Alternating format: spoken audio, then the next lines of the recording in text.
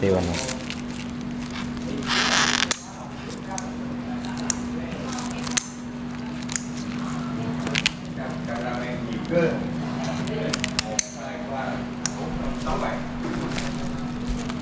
Được không?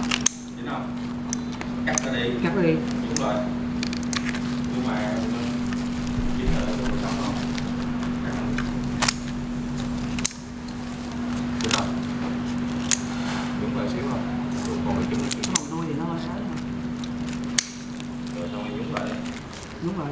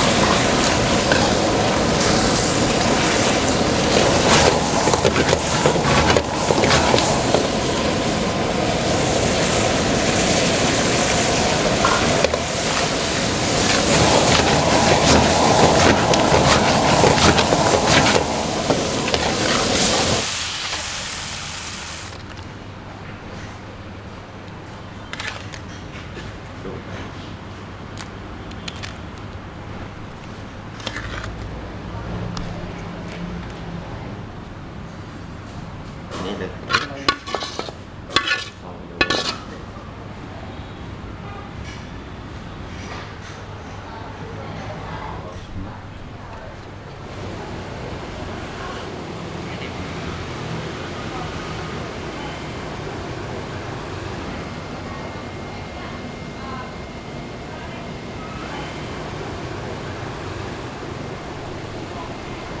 Làm tiếp bọn nữa không?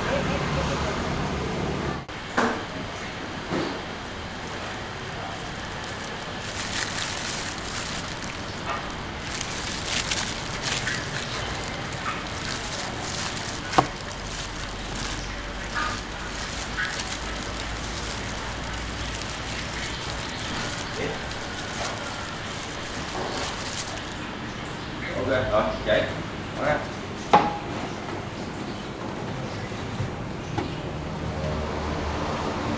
Rồi. Rồi.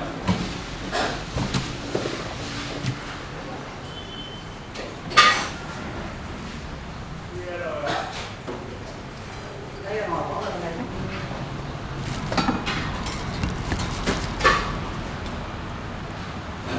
Rồi.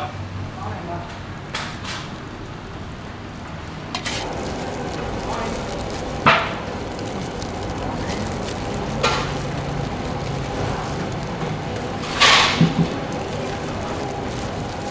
Không phiếu anh. Bạn của mấy bạn này.